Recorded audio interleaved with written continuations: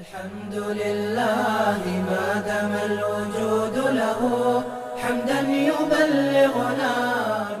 نحن الآن في منطقة جرابلس بريف حلب الشمالي، وتحديدا في مجمع بلد الخير السكني. قمنا بتسليم 120 شقة سكنية لأهلنا النازحين المتضررين جراء الزلزال الأخير الذي ضرب الحدود السورية التركية، بإشراف من جمعية بلد الخير وتبرع كريم من أهلنا في الكويت. شكرا لكم وبارك الله بكم، كنتم أول من لبى نداء الاستغاثة من أهلنا السوريين. نشكر محسنين بلد الخير على تقديم هذه الشقة، والله يجزيهم الخير ويعطيهم العافية.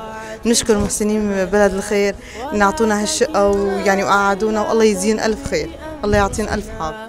فالنفس تعجز عن إصلاح ما فسدا. الحمد لله.